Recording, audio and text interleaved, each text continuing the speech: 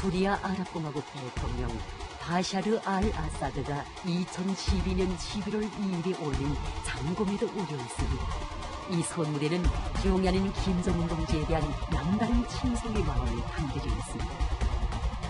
경의하는 최고領導자 김정은 동지께 수리아 아랍공화국 대통령이 축전을 김정일 용도자의 탄생 76돌신 2월 16일에 정하여 당신께 축하를 드립니다.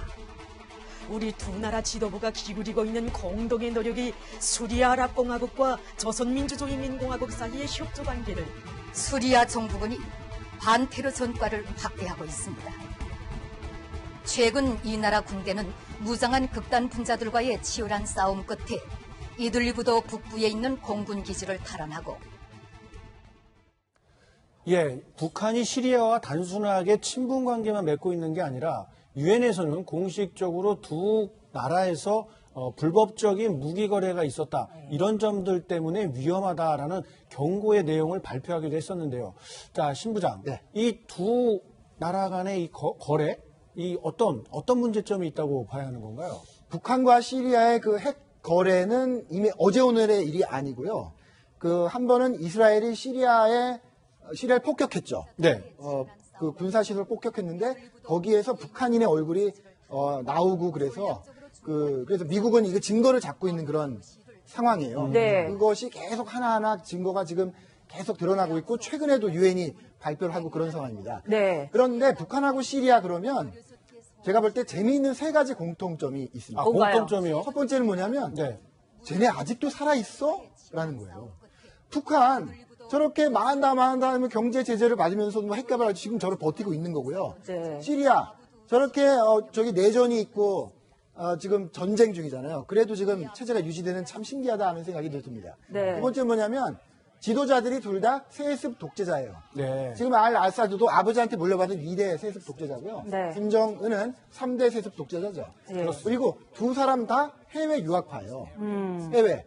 아마 알라사드가 영국에서 유학을 한 걸로 제가 알고 있는데 네. 김정은은 스위스에서 유학을 했죠. 그래서 해외에서 공부했으니까 좀 다르겠거니 했는데 그게 아닌 겁니다. 네. 독재 나라의 지도자는 아무리 해외에서 문물을 봤어도 그 독재 체제에 갇힐 수밖에 없다는 걸 보여주는 정확한 두 나라가 공통점의 사례입니다. 네, 고용환 부원장님 직접 북한의 외교를 해보셨으니까 시리아하고 이렇게 유독 끈끈한 거는 지금 신부장 말씀하신 것처럼 물려받은 정권이기도 하거니와 또 반미라는 이슈로 미국에 맞선다 뭐 이런 걸로 똘똘 더 뭉치는 거 아닐까요? 이제 북한은 3대에 걸쳐서 시리아는 2대에 걸쳐서 네. 끈끈한 관계를 가져오는데 1970년대 중동전쟁 기억이 나십니까? 중동전쟁 때 네. 북한 공군 조종사들이 시리아 공군 미국이들을 타고 이스라엘 공군하고 싸웠습니다. 아, 그런가요? 예. 북한이 직접 이스라엘하고 싸웠나요? 가서 싸우면서 공군 훈련도 하고 실전 경험을 쌓았어요. 어. 그리고 지금 아버지가 하페즈 알-아사드고 아들이 바시르 알-아사드라고 그러는데 네.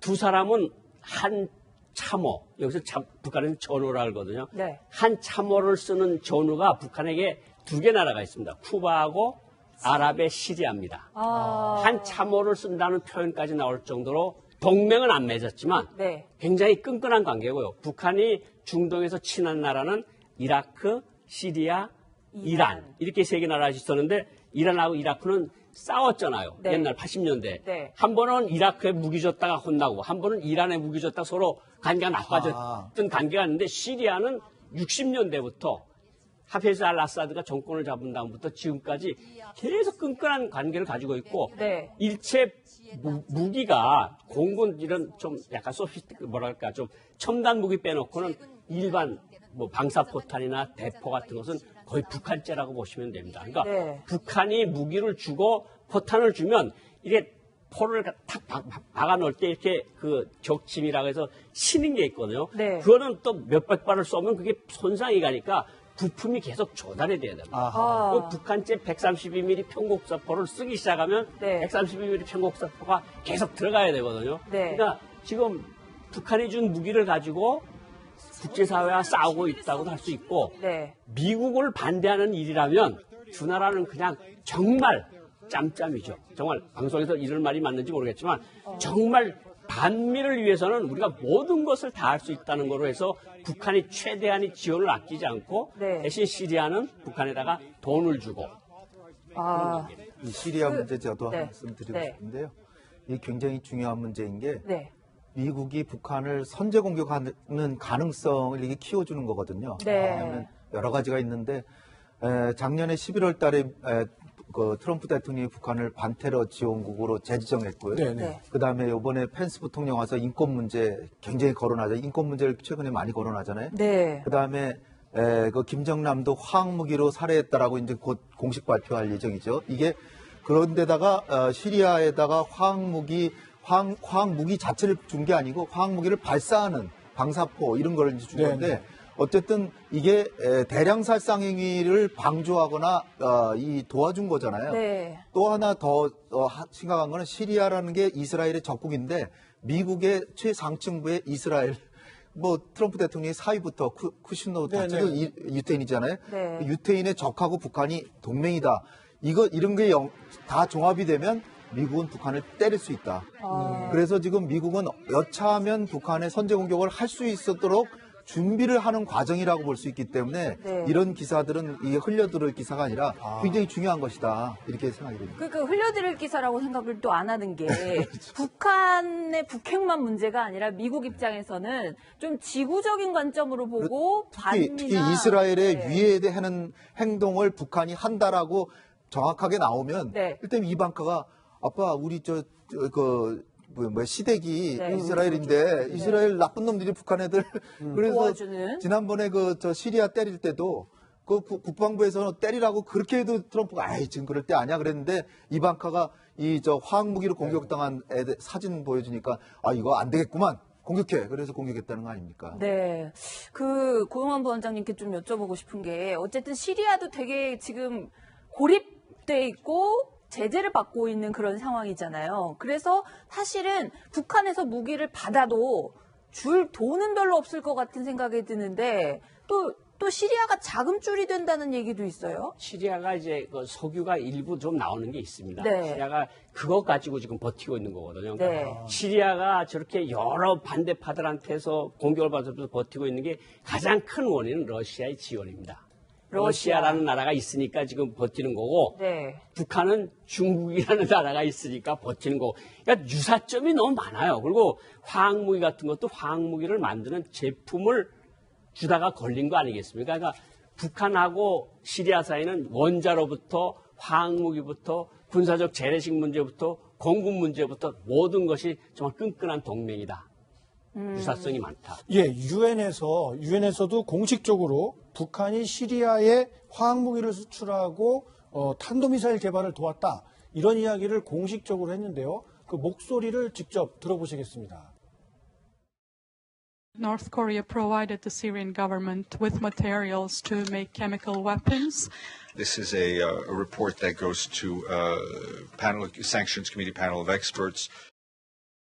네, 북한이 실제적으로 화학무기를 생산할 수 있느냐, 이거부터가 좀 짚고 넘어가 봐야 되지 않을까 싶은 생각이 드는데요. 고 부원장님 보시기에는 저는 북한의 능력 어떻다고 실질적으로 보십니까? 그 외교부 부부장한테서 청수화학공장이라고 표현북도 있는데 청수화학공장에서 화학무기를 만들었다는 소리를 제가 직접 들은 바가 있거든요. 네. 그러니까 저 시리아에 그 화학무기를 만드는 물자가 같다는 건 북한이 그만한 노하우를 그동안 쌓아왔다는 거거든요. 그리고 네.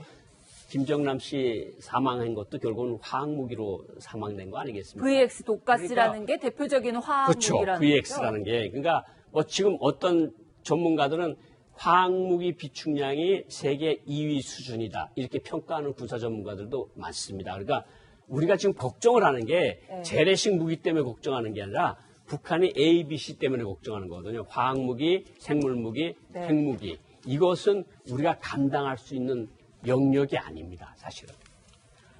예.